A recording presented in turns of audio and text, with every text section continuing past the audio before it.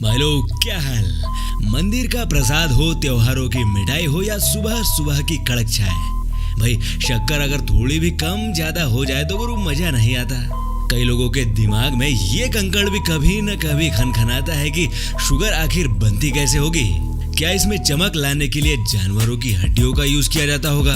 और जी हाँ, इसीलिए आज हमारा उड़न खटोला चलने वाला है एक शुगर मिल में, जहां हम देखेंगे इसे बनाने की सारी कहानी। तो गुरु बने रहिए लास्ट तक मेरे साथ। जैसा कि आपको पता है, शक्कर बनती है गन्ने से, और उन लाखों गन्नों को खेतों से हार्वेस्ट करने के बाद किसान ट्रक और ट्रैक्टर में लाद कर पहुंचाता है शुगर मिल में। अब यहाँ सबसे पहले ट्रक और ट्रैक्टर में लदे गन्नों को उस कन्वेयर पर डाला जाता है, जो इन लाखों गन्नों को मिल के अंदर ले जाएगा। मिल में इतने बड़े बड़े गन्नों का कोई काम नहीं। अंदर एंट्री पाने के लिए इन्हें अपना कद थोड़ा छोटा करना पड़ेगा। तो मिल के एंट्रेंस पर लगे इस चॉपर से जब ये शुगर केन गुजरते हैं तो इसके छोटे छोटे टुकड़े हो जाते हैं। ये करना वैसे काफी जरूरी भी होता है, क्योंकि अगर इतने बड़े गन्ने अगली मशीन में जाएंगे तो चांसेस है कि जूसर मशीन में इतने बड़े बड़े और इतने सारे गन्ने मशीन में जाकर उसे चोक कर सकते हैं। छोटे छोटे साइज में कट चुके ये गन्ने इसी कन्वेयर से थोड़ा आगे बढ़ते हैं, जहां इन्हें सबसे पहले एंटीबैक्टीरियल मिले खौलते पानी से वॉश किया जाता है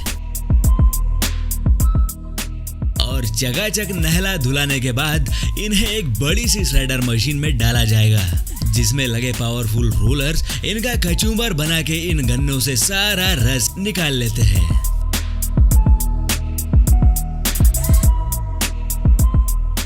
लिक्विड को अलग निकालकर जो वेस्ट मटेरियल निकलता है, इसे जरा भी वेस्ट नहीं जाने दिया जाता है। हर दिन निकलने वाले इन हजारों टन चीप में से कुछ परसेंट को कंपोस्ट बनाने वाली कंपनी खरीद लेगी और बाकी बचे वेस्ट को सुखा के इसी मिल में ईंधन के तौर पर यूज कर लिया जाएगा।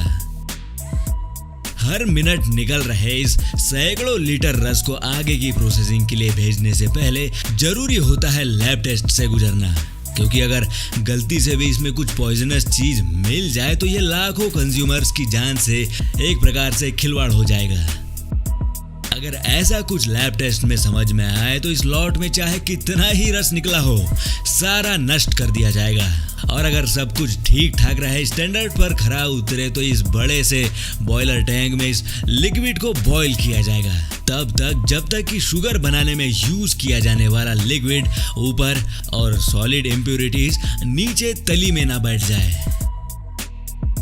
करीब 2 घंटे उबलने के बाद एल्कलाइजेशन और ब्लीचिंग के लिए सल्फर डाइऑक्साइड की स्टीम और कैल्शियम कार्बोनेट यानी चूना डालने के बाद फिर एक बार 45 मिनट के लिए मिक्स किया जाएगा, जिससे लिक्विड में बची इम्प्योरिटीज झाग के रूप में ऊपर आने लगती है, जिसे ऊपर लगातार चल रहे ये चप्पू बाहर निकालते चलते हैं। और वो इम्प्योरिटीज सूख कर ऐसे जब थोड़ी हार्ड हो जाए तो उसे खुरच के ईंधन में यूज करने के लिए अलग निकाल लिया जाता है।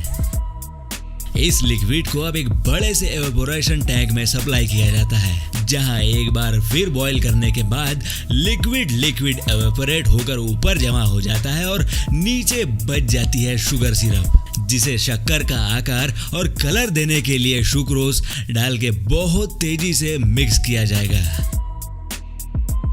इस बीच वर्कर टाइम टू टाइम ये चेक करते भी रहेगा कि वो गाढ़ा सिरप दानेदार हुआ है या नहीं।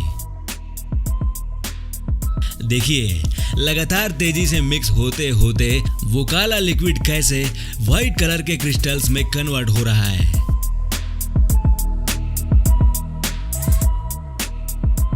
अभी ये मटेरियल काफी गीला है, जिसे लगातार घूम रहे इस 120 डिग्री सेल्सियस में तप रहे ड्रायर में घुमाया जाएगा, जिसे करीब 15 मिनट में गीली शक्कर सूख जाती है।